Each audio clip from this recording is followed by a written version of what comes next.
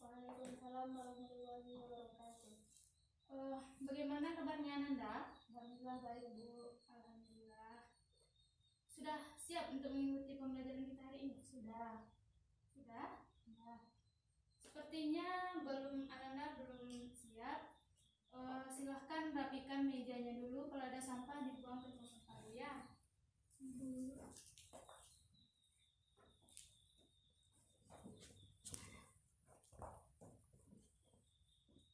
Sudah Ananda? Ya Bu. Nah, sebelum memulai pembelajaran, silahkan Ananda baca doa dulu. Bismillahirrahmanirrahim. Rabbi zidni ilman warzuqni fahman. Amin. Nah, semoga dengan Ananda baca doa tadi pembelajaran kita lancar mulai dari awal sampai akhir. Sebelum kita memulai pembelajaran, Ibu absen dulu. Atira Septika Zahra, Izin Bu. izin. Oh iya, suratnya udah ada. Pidatul Fadilah, Hadir Bu. hadir. Jadi satu yang tidak hadir ya. Oke. Sebelumnya, apakah Ananda ingat apa materi kita minggu lalu? Itu akhlak terpuji. Terpuji, benar. Apa saja itu? Akhlak terpuji yang kita pelajari kemarin? Qanaah, betul. Sabar, dan ikhlas, betul. Nah, untuk pembelajaran kita hari ini, Ibu sampaikan dulu apa tujuan pembelajaran kita. Nah, materi kita yaitu tentang tasawuf dalam Islam.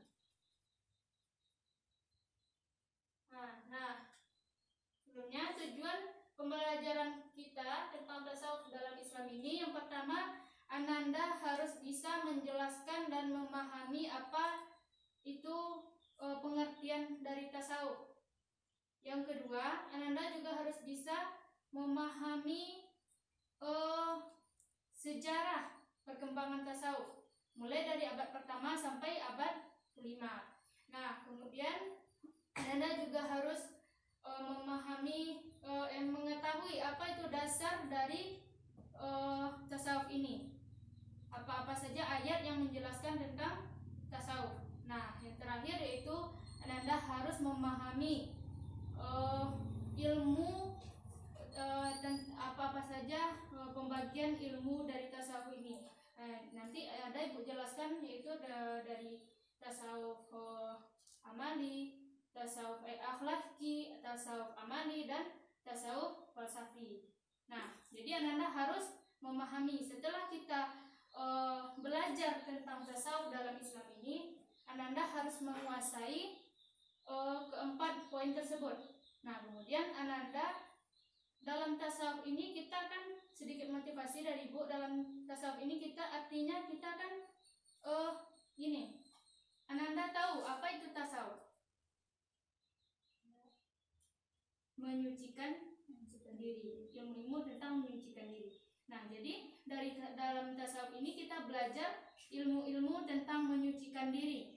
Nah, kemudian ilmu-ilmu yang sudah kita pelajari tersebut, Ananda bisa menerapkannya dalam kehidupan sehari-hari.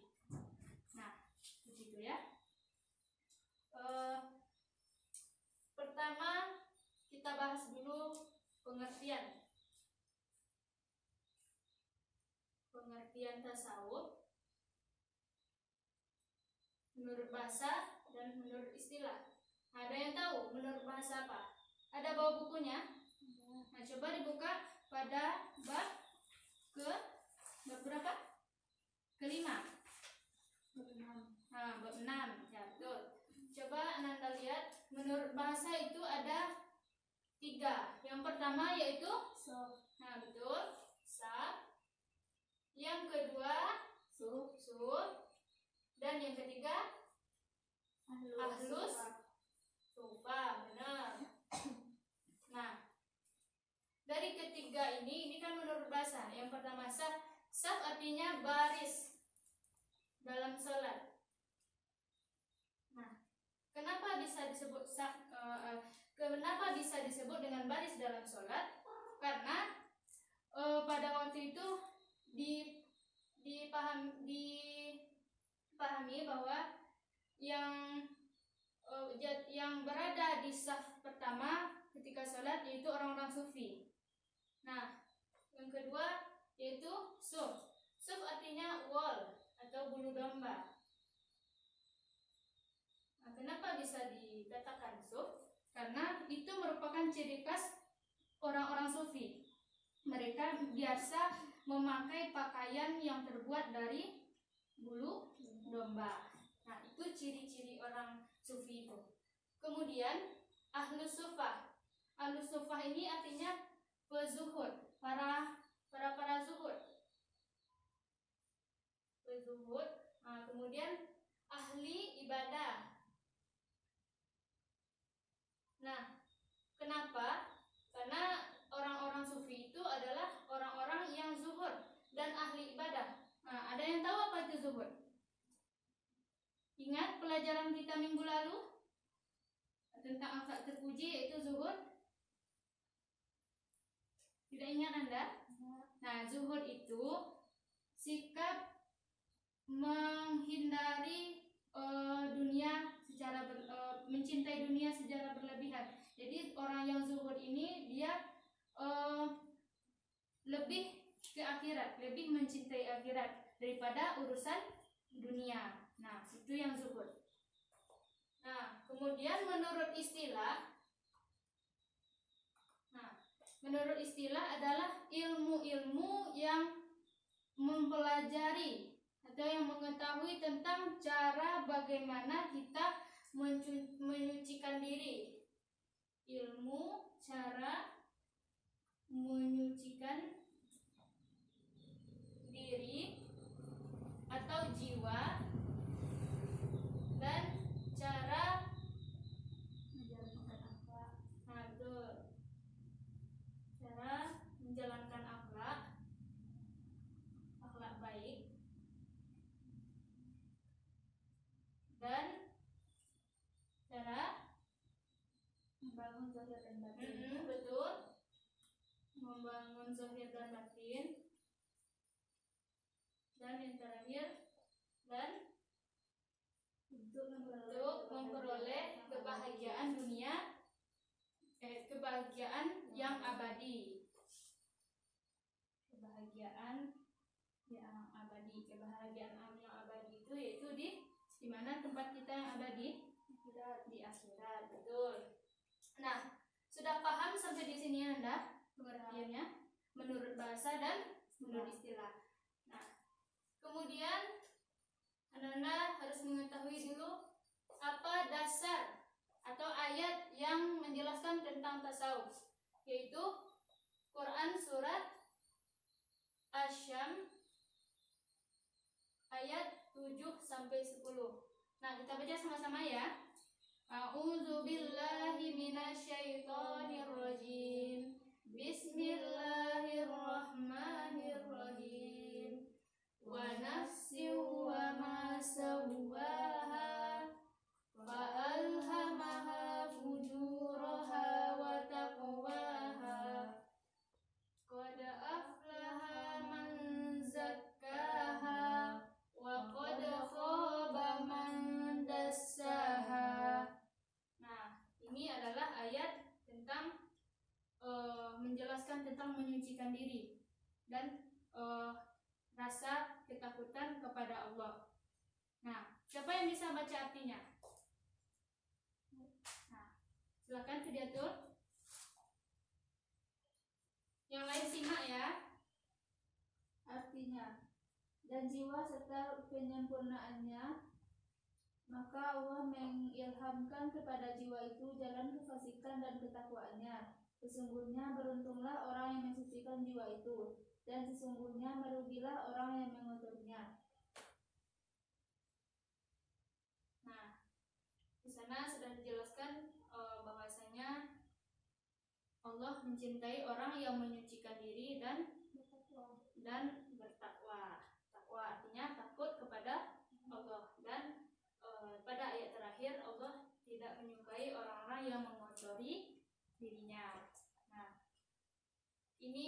salah satu dasar dari ajaran tasawuf. Dan masih banyak lagi di buku paket, nanti Anda lihat dan Anda baca juga di rumah ya. Nah, kemudian kita jelaskan dulu sejarah perkembangan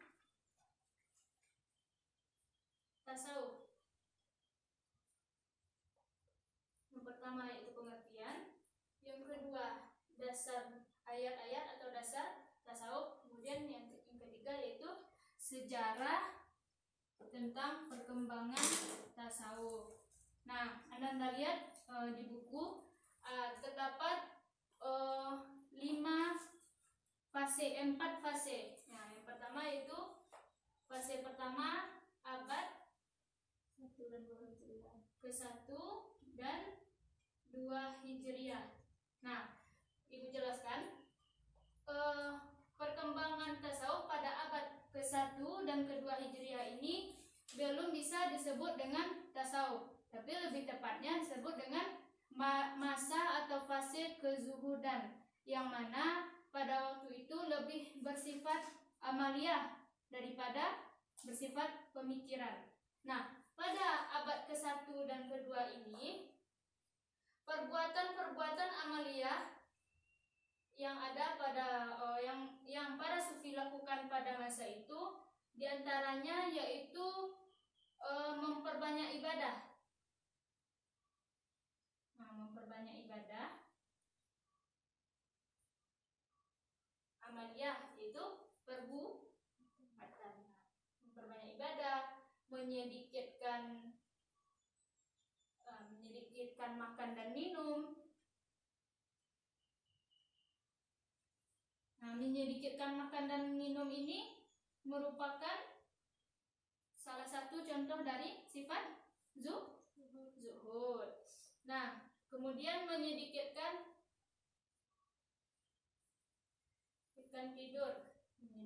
tidur dan lain sebagainya. Nah, mereka pada masa itu lebih banyak beribadah kepada Allah. Nah, kemudian berkembanglah pada abad ke-3 dan 4 Hijriah. Nah, pada masa ini sudah disebut dengan fase tasawuf, yang mana pada waktu itu kegiatan para sufi bukan hanya sekedar kegiatan rohani yang bertujuan untuk mengejar kebahagiaan akhirat saja, tetapi juga sudah melakukan hubungan dengan Allah secara langsung, seperti itu. Maksudnya bagaimana menciptakan rasa cinta kepada Allah dan kedekatannya kepada Allah, sudah pada tingkat mencintai Allah. Masa tasawuf dan disebut dengan masa tasawuf. Kemudian pada abad ke-5, pada abad ke-5 Hijriah, pada abad ini sudah disebut dengan fase konsolidasi. Nah, pada masa konsolidasi ini maknanya yaitu memperkuat tasawuf dengan dasarnya. Nah, yang mana dasar yang asli yaitu Al-Quran dan hadis, sesuai dengan apa-apa yang sudah dijelaskan dalam Al-Quran dan yang sudah dijelaskan dalam hadis. Kemudian apa-apa saja yang sesuai dengan sunnah Rasulullah dan tradisi yang sudah dilakukan oleh Rasulullah dan para sahabat. Nah, ini pada abad ke-5 yaitu konsolidasi. Apa tadi konsolidasi? Sesuai dengan dasar yang 2 yaitu Al-Quran dan hadis. Nah, pada tahap terakhir yaitu abad ke-6 Hijriah. Nah, pada abad ke-6 Hijriah ini sudah dikenal dengan tasawuf falsafi. Nah, pada tasawuf falsafi ini mencampurkan antara rasa dengan akal. Nah, pengalaman-pengalaman yang sudah dialami oleh para sufi pada waktu melakukan pendekatan diri kepada Allah, beribadah kepada Allah, kemudian dibuatkan teori atau konsepnya atau dijelaskan dengan konsep akal. Nah, seperti itu. Nah, sudah paham tentang sejarah perkembangan tasawuf dari abad pertama sampai terakhir, yaitu abad ke-6. Nah, kemudian kita masuk pada pembahasan yang terakhir, yaitu pembagian ilmu tasawuf. Nah, pembagian ilmu tasawuf ada berapa? Ada dibaca bukunya Semangat Nanda. Ada berapa? Yang pertama yaitu tasawuf akhlaki. Nah, apa itu tasawuf akhlaki? Yaitu tasawuf yang menjelaskan atau membahas tentang nilai-nilai yang bersifat nilai-nilai etika atau moral, yang pada tasawuf ini lebih mengajarkan tentang cara berakhlak yang baik dan lebih mengedepankan akhlak. Nah, atau sifat-sifat para rasul. Nah, tasawuf akhlaki ini terbagi menjadi 3. Nah, yang pertama yaitu disebut dengan takhalli. Yang kedua tahalli. Yang ketiga tajalli. Nah, ada yang bisa membedakan antara yang 3 ini? Tidak? Nah, dijelaskannya. Takhalli. Nah, apa yang disebut dengan takhalli? Takhalli ini merupakan suatu perbuatan mengosongkan diri dari perbuatan-perbuatan tercela. Nah, biasanya yang banyak menyebabkan perbuatan-perbuatan tercela ini yaitu terlalu mencintai atau terlalu berlebihan dalam urusan duniawi. Nah, itu yang dilakukan yang dihindari oleh para sufi. Mencintai dunia itu yang dihindari oleh para sufi. Makanya orang-orang sufi itu biasa disebut dengan para zuhud, yang mencintai akhirat dan tidak mencintai urusan duniawi. Nah, itu yang disebut takhalli, mengosongkan diri dari perbuatan tercela. Nah, kalau tahalli kebalikan dari kebalikan dari takhalli, lawan dari takhalli. Kalau takhalli tadi mengosongkan diri dari perbuatan tercela, kalau tahalli mengisi dengan perbuatan yang terpuji. Mengisi dengan perbuatan terpuji. Nah, contohnya yaitu dengan memperbanyak ibadah. Salah satunya perbuatan ibadah itu yaitu melaksanakan sholat, berpuasa, apalagi ibadah-ibadah, bersedekah, haji, umroh. Nah, itu tahalli. Kemudian tajalli. Nah, tajalli ini setelah diri kita mengisi dengan perbuatan-perbuatan yang terpuji, dengan akhlak-akhlak yang terpuji, maka dijaga perbuatan-perbuatan tersebut. Itu sudah disebut dengan nur ghaib. Artinya sudah tertanam dalam diri seseorang itu perbuatan-perbuatan yang baik, harus dipertahankan. Nah, sudah melekat dalam diri. Nah, yang kedua disebut dengan tasawuf apa? Amali. Nah, tasawuf amali ini adalah tasawuf yang mengkaji atau mengajarkan tentang perbuatan ibadah. Yang tasawuf amali ini yang menjelaskan tentang mengajak untuk beribadah. Nah, Di antaranya yaitu syariat, yang kedua tarikat, ini tingkatan-tingkatannya ya. Yang ketiga apa lagi? Hakikat. Yang keempat makrifat. Makrifat ini sudah pada tingkatan tasawuf amali yang tertinggi. Nah, syariat ini adalah dengan memakai dasar-dasar yang dasar-dasar Al-Quran dan hadis. Nah, jadi setiap perbuatan-perbuatan orang sufi itu sudah sesuai dengan syariat, sesuai dengan Al-Quran dan hadis. Ini adalah dasar atau tonggaknya. Nah, kemudian tarikat. Tarikat ini adalah metode yang digunakan untuk menjelaskan atau untuk cara menyucikan jiwa tadi. Ini metodenya. Itu disebut dengan tarikat. Kemudian hakikat. Hakikat ini merupakan suatu jalan atau jembatan menuju tingkat yang paling tinggi, yaitu tingkat makrifat. Jadi hakikat ini jalan yang dilakukan oleh seorang sufi itu berupa perbuatan-perbuatannya dalam mendekatkan diri kepada Allah dengan memperbanyak ibadah. Itu yang disebut dengan hakikat, disebut dengan jembatan menuju makrifat. Nah, kemudian makrifat adalah itu tingkat yang tertinggi, yang mana setelah dilakukan dengan berdasarkan Al-Quran dan hadis, kemudian digunakan metode atau caranya, kemudian sudah dilakukan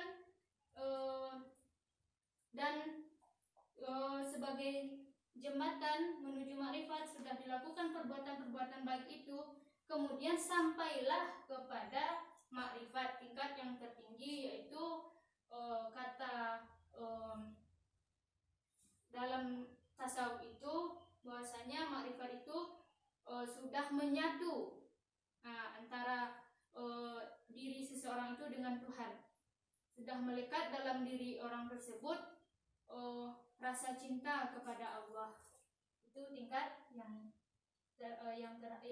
paling tinggi, yaitu menyatunya manusia dengan Tuhan. Nah, tapi Ananda jangan terlalu dipikirkan ya. Itu hanya sebatas pembelajaran kita supaya Ananda tahu. Kalau kita terlalu memikirkan masalah tasawuf ini hanya bisa dilakukan oleh para sufi, yaitu orang yang telah yang mempunyai kemampuan untuk memahami tentang tasawuf ini, tentang cara mendekatkan diri kepada Allah. Nah, kalau Ananda hanya memperbanyaklah akhlak-akhlak terpuji seperti sholat dan lain sebagainya, berpuasa, nah, dan akhlak-akhlak terpuji lainnya harus Ananda terapkan dalam kehidupan sehari-hari. Nah, yang terakhir yaitu tasawuf falsafi. Nah, tasawuf falsafi ini yaitu yang memadukan antara rasa dengan akal. Nah, seperti ucapan-ucapan yang perlu dimaknai, ucapan-ucapan para sufi. Nah, diantaranya yang termasuk ilmu tasawuf falsafi ini ada hulul, ada yang disebut dengan hulul, ada yang disebut dengan apa lagi? Wahdah al-wujud. Nah, wahdah al-wujud. Nah, yang terakhir yaitu disebut dengan ittihad. Nah, ini perkataan-perkataan para sufi yang mempunyai makna ini. Nah, hulul ini ada yang mengatakan bahwa Allah, Tuhan itu atau Allah bisa menyatu dengan manusia apabila manusia itu sudah menghilangkan sifat-sifat tercela. Nah, kemudian wahdah al-wujud ini bahwasanya manusia itu bisa juga menyatu dengan Tuhan. Ketika manusia itu sudah menghindari, sudah menghilangkan dalam dirinya sifat-sifat tercela, maka Allah sendiri yang mendatangkan sifat-sifat Allah tersebut ke dalam diri manusia itu.